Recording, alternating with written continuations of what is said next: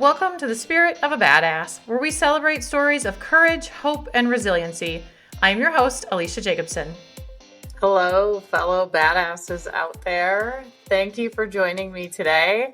Today's a solo episode. I'm kind of jazzed about it. I'm going to be sharing 6 lessons on how to think and how to kind of be the person you want to be in the world. It started out as 5 and then it went to 6. So there's most definitely going to be another part 2, maybe a part 3 to this one. I'm excited for today. I'm just excited in general. So we're end of May. Today on recording is the last day of May. And something that somebody pointed out to me yesterday was that my kind of energy, I sort of have this anxious energy always going into summer. But this summer, I'm actually I've got childcare lined up for my little kids.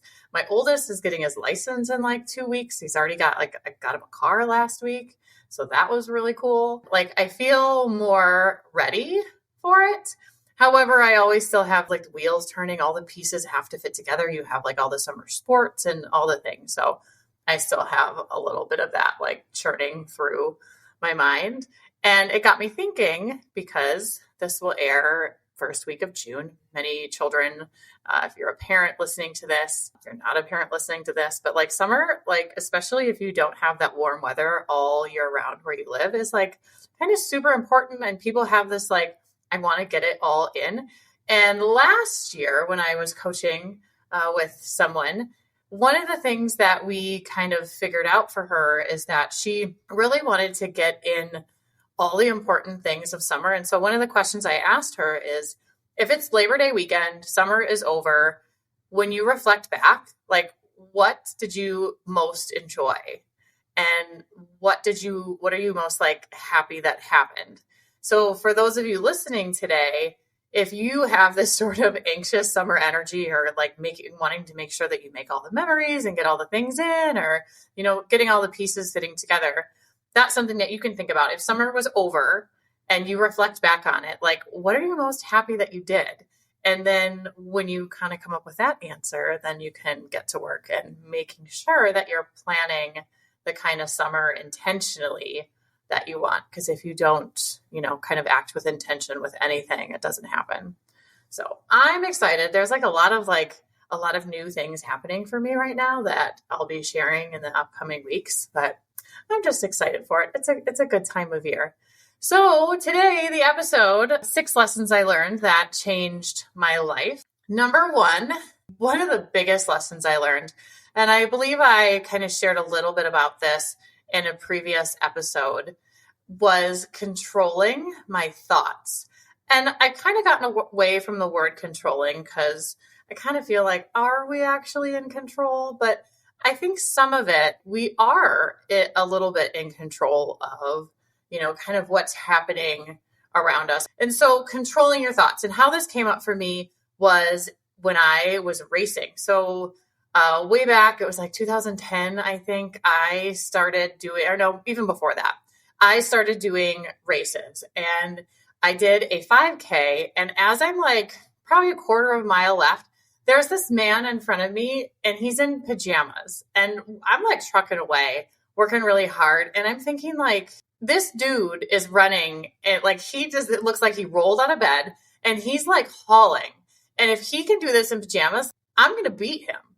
And I did beat him. And that race, I think I came in 4th for the women. That was the first kind of thing where I was whoa, I kind of have something cool going on here. And I wonder what I can do with this. It gave me this push to be a little bit more competitive with myself and push myself. I remembered way back in the day when I ran cross country in high school, shout out Oregon CC, we would do visualizations, and we did this before races. So we'd all lay down in a classroom floor, and we would visualize going through whatever race was happening that weekend.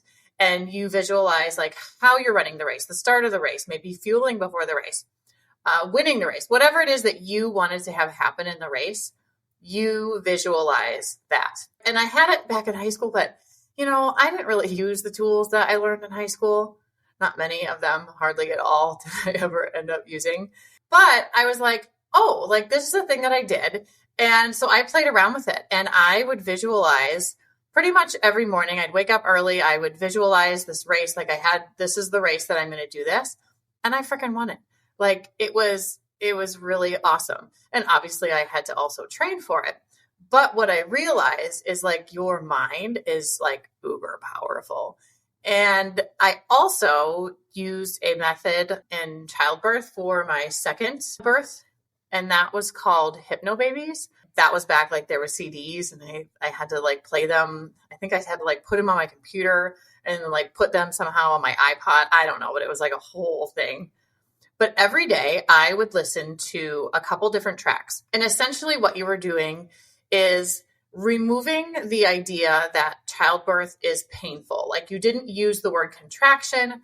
You didn't use the word pain. You told yourself by doing this sort of hypnotism that, you know, you were going to have I can't remember what they called them, pressure waves.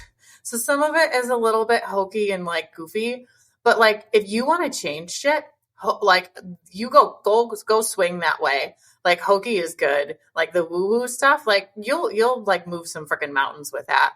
And so I did these. There was one, I think you like woke up and did one. There was one that I would do when my youngest at the time was like 1.5 years, and I would do it at nap time. And then I would do another one before I went to bed. So this is like 6 to 8 weeks that I'm constantly putting this in, and you kind of like put yourself into this kind of hypnotic trance. And let me tell you, that birth, when I had her, I was 9 centimeters dilated, and I had a doula, and she kind of came over really nice and asked me, "Are you still having your pressure waves?" And I was like, "Yeah, I am." I didn't really feel anything. And then like pushing her out, there was like hardly any discomfort through that whole process. And it wasn't a short process, but there was not really any discomfort. And that, coupled with the racing, really showed me how immensely powerful your mind is. And how I have used that, you know, going forward is like all the books I read, the podcasts, you know, all the things like that.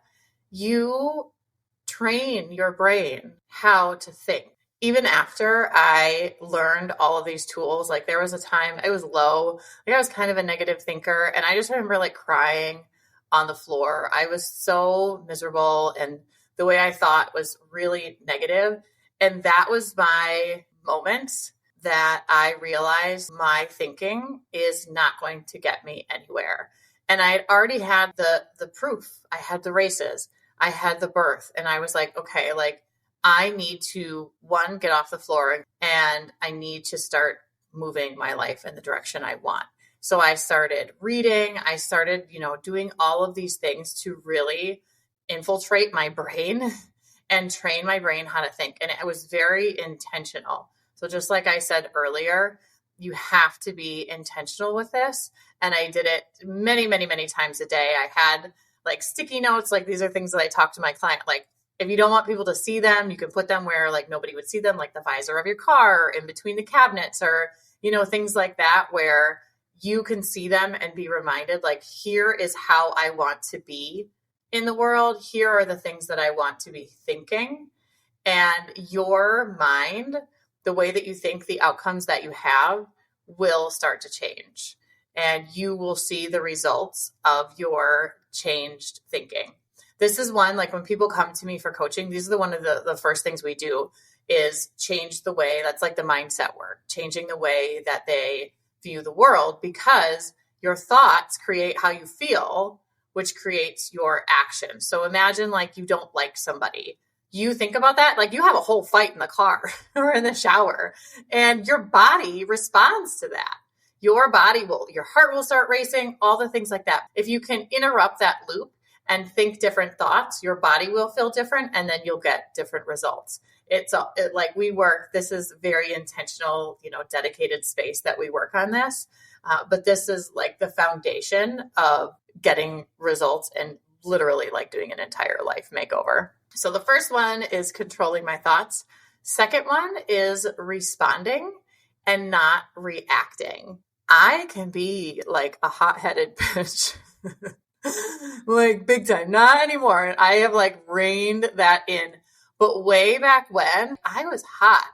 If you have connected with me all on Instagram, if you haven't, it's at Alecia Jacobson. But I have talked on there about how I'm really working on my anger, which my anger doesn't show up like it used to anymore. But way back when, I reacted to everything. It was like if there was a hill to die on, I was going to die on all of them. I would go seek out the hills and I'm just going to go down on this hill. When I learned to control the way I was thinking, I shifted the way that I saw those hills, and I was able to pause, think about, what do I actually want from this situation and what is the outcome that I want to have happen. And this goes like for really big things and also with, small things, parenting things, choices, just being out with other people. And, people are, people. So knowing that like, oh, I can choose how I respond. I don't have to be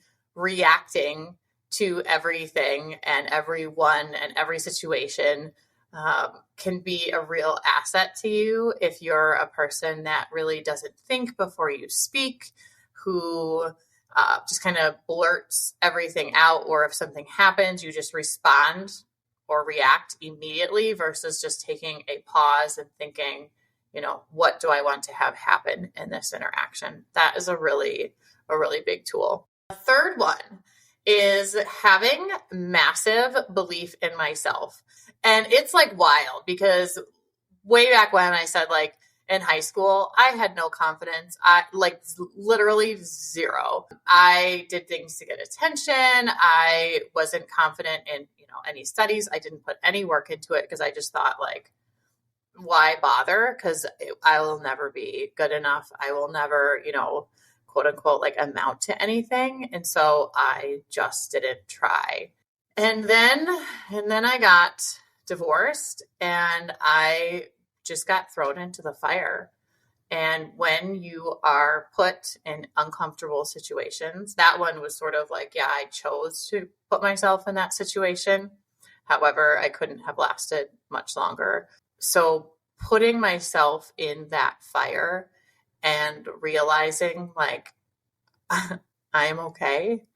And not only am I okay, but like I can figure out the tools and I can figure out what to do and the resources and how to move forward taught me that I can do it. And I really just believed in myself. And what I see so often is women don't. There's just this self-doubt or this comparison, this kind of feeling of not good enough, not worthy enough, proving things like that. And I struggle with that. I still have my fair share of things that I'm like digging up and pulling out. Overall, like the overarching theme is that I believe in myself. I believe that if I say I'm going to do it, or if I choose to walk a certain path, I can do it. Finding that belief in yourself, putting yourself in uncomfortable situations so that you can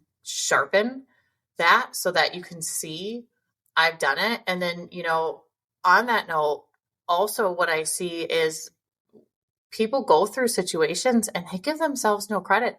They'll give the person down the street credit, their friend credit, but when they do something or when they've gone through something, they minimize it.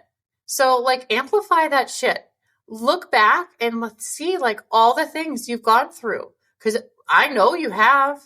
And if you give yourself credit for that and really honor what you have accomplished, what you have been through, what you learned throughout, you will see like, damn, I did that.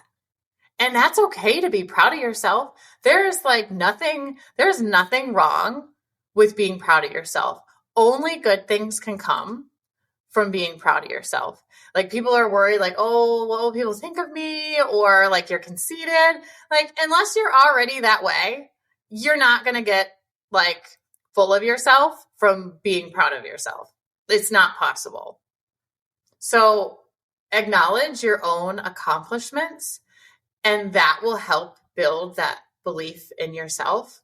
And in addition to acknowledging what you have already accomplished, look in ways that you can put yourself in uncomfortable situations to just build. It's like one brick at a time, and build that so you can start to see like, oh, like I'm doing it.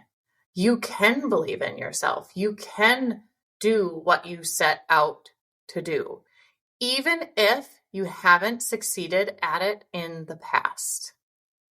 I see this all the time, especially when it comes to nutrition and weight loss. Even if it hasn't been something that you have successfully done in the past, you have learned you are not the same person. So having a knowing that you can do it, really like look at the situation that you may classify as a failure or like further proof that you can't do it. What did you learn? I guarantee you learned something, and it's just information. It's just practice. So having and building that belief in yourself will absolutely move you in the direction of your goals. And it totally did for me, and it continues to. Now, I still have, I shared a story, I think it was episode 5, my last solo episode. I was like in the puddle on the floor. There's a lot of puddles on the floor with me. I prefer the floor when I'm in a puddle, like not like a bed or a chair. Like I prefer just go straight to the floor. But even when I feel like this is the worst, there is still the foundation of massive belief in myself. Like that cannot be removed or taken away. Like it is instilled. It is a part of who I am. And that wasn't always there. So that is something that I created intentionally. The other one, taking from what I just got done saying, is being comfortable being uncomfortable. So intentionally making space where it's not like, oh, this is just wonderful. Making space for growth, finding your edges. Like where are you afraid to go, and what makes you afraid to be there? When I put myself in these uncomfortable spaces, that is where the massive like growth and change happened for me. Every single time. My kids and I, we went and we, left way back in 2000, I think it was 11. And I didn't know what the fuck I was doing, but I did it, and I was uncomfortable. And I figured like how to make an income. Because I was a stay-at-home mom, but I had to just figure it all out. And that's a big example. Like currently I am in sort of a space where I have a lot of opportunities, and I am trying to figure out like, where do I want to take these opportunities? And I don't do well with such open options. I like to decide and then sprint to the finish. And I'm really being uncomfortable. Like even talking about this, like my jaw is tense and I can feel like all the tension coming up. But really settling into, this is uncomfortable for me. However, I know that this is the space I need to be in. All the things that I say I want in life is like, I want calm, which calm requires like space. At least it does for me. But when I have space, I like to fill it up with things. And that doesn't create calm for me. But it's a new thing. And when you experience something that is new to you, it creates that feeling of discomfort. Your brain and your body is like, I don't know what this is. Like the alarms are going off. Do what you're normally doing. So that happens with, if you're cutting out habits, you feel comfortable doing them, even though they may not be a positive outcome. They're what you know. And so when you try to change them and be different, your body is like, I'm uncomfortable here. And so you're drawn to what makes you more comfortable, which is what you've always done. And for me, that is if I'm doing, there's no space. But what I really crave is that calm and that peace and that space to sort of be creative and be free thinking. But if I fill it up, I don't have that. But I'm uncomfortable when I get there because I'm not used to it. So I'm playing around right now with like, how do I feel in this space? I feel fucking really uncomfortable is how I feel. But I'm going to sit here. I'm going to sit here and I'm just going to be. I'm going to be, even though it caused me tension right now in my face, I can feel it. Find those spaces for you because that's where the freaking growth happens. The growth happens when you are uncomfortable, when you find that edge and then you're just there without judgment, without retreating. When you get curious at that edge, whether it's, habits that you're trying to create, a business, your family, being a different way, showing up a different way, you're naturally going to feel very uncomfortable if it's not normal for you. And that's okay. And having that understanding of I'm going to feel this way and that's okay. It's not wrong. It is completely normal to feel uncomfortable when you do anything new. It is completely normal to feel uncomfortable when you do anything new. And when you can go into it with that knowing, it can take away all of the judgment when you're like, why am I feeling this way? Why can't I do it? Because you're not used to it. And that is what you're supposed to be feeling. And then when you have that kind of understanding, it's so much easier to kind of lay down that like feeling of I have to do this the right way or the pressure and things like that, because what you're experiencing is exactly what you're supposed to be experiencing. All right, that brings us to number 6. The very last one is finding support and asking for help. Now, if you just got all like heart racing when I said asking for help, this is definitely for you. This is a tough one. And if you are, embodying this feeling of, I want to do it all, I want to be it all, I want to achieve, I am connected to the way I'm perceived by other people, and by asking for help, perhaps you feel like that is a weakness and you don't want to be seen that way. You want to be seen and known as like having it together. This is one to find that edge and be uncomfortable in, because first of all, let me just let you know, nobody can do it all.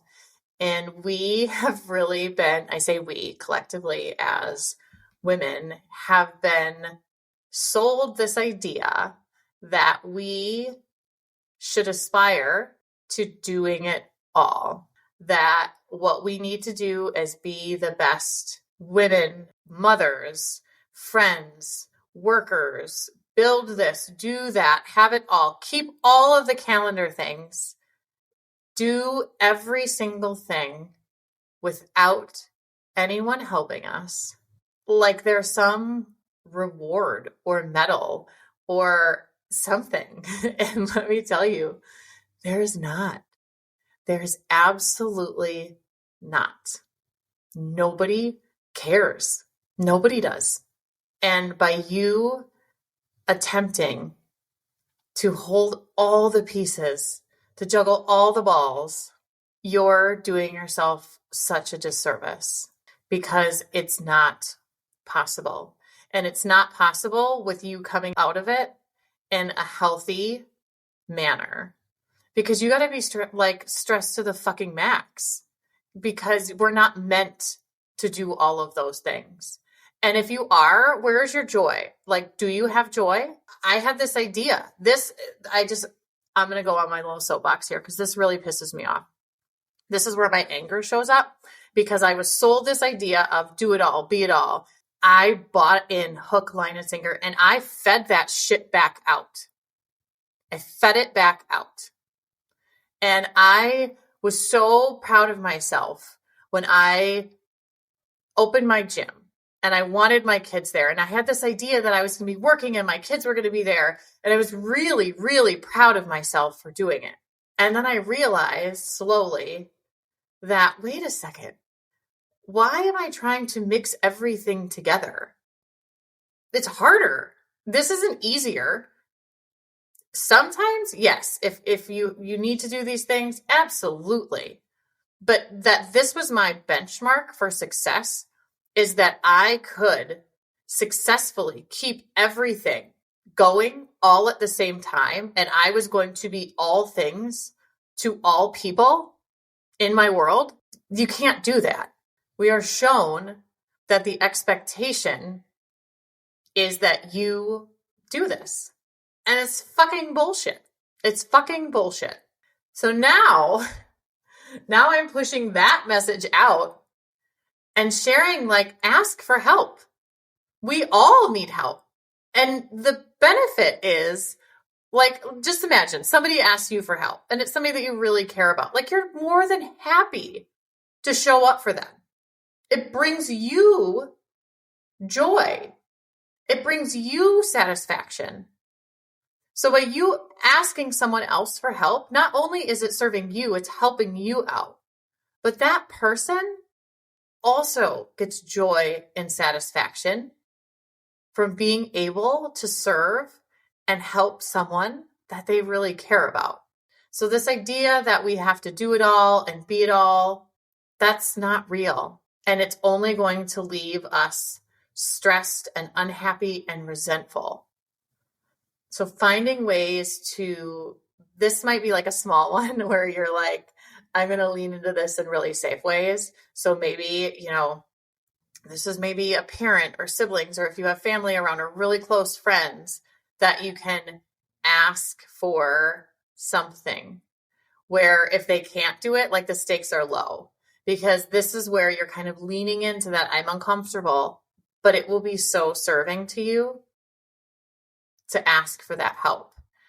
Later on, I'll be doing an episode on your support team and I talk about my pit crew, like the people that are so supportive and loving. And, some of them are family. Some of them are like my acupuncturist, all the people in my world that I have kind of just collect these really beautiful souls. And they are so helpful and supportive of me. And it makes me so happy then to also be that for them.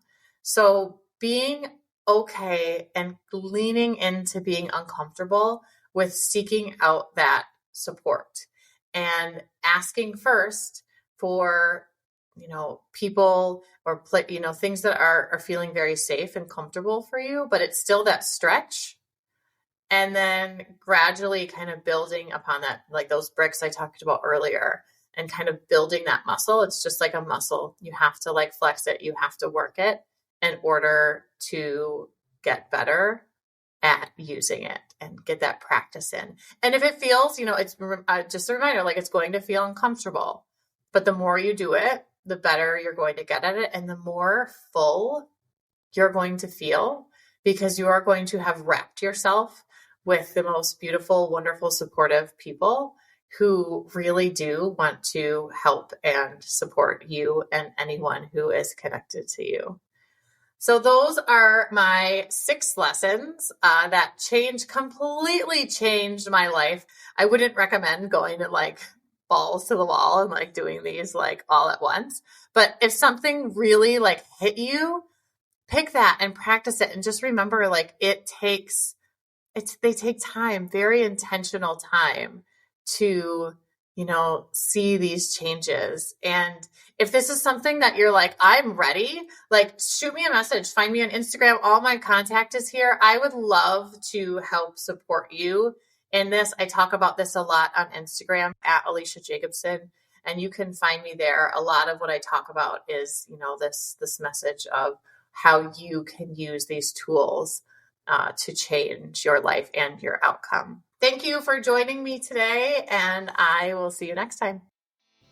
Hey listeners, this is executive producer Jamie Gale of LitPath Studios, and I wanted to quick tell you before you popped off that Alecia just opened registration for an amazing summer program that will help you with exactly the things that she was talking about in this inspiring episode. Alecia has just opened the Badass Summer Transformation. It is an 8-week, easy to follow, guided program that you can do as you enjoy all of the amazing things that you have coming up this summer. Each week, Alecia is sending out a video, resources, ideas, and homework assignments on different areas of life that will help you to transform your summer. It's called the Badass Summer Transformation, and you can sign up on Alecia's website, www.aleciajacobson.com. We'll put the link in show notes. And it is less than $100. For just $90, you will get a weekly email with a video and some homework assignments, downloadable resources, and each week, one registrant will win a gift certificate to a local company that is related to that week's theme. So from sleep to movement to nutrition to stress to self-care, all of those things, Alecia's covering it all in this 8-week badass transformation. So head to Alecia's website and really get such a strong kickstart for such an affordable price. I mean, really, Alecia's an amazing life coach, and to be able to learn from her this summer for this price, it's really unbeatable. So I can't wait to see and hear about all of the badass summer transformations from Alecia's program. I just wanted to let you know that if you loved the suggestions that Alecia put in this episode, you will also love the badass summer transformation. Thanks again for listening. Spirit of a Badass is a LitPath Studios podcast and is produced by Jamie Gale and Alecia Jacobson. Music by Shane Ivers. We'll be back with another inspiring interview. Until then, keep your spirits high and your energy badass.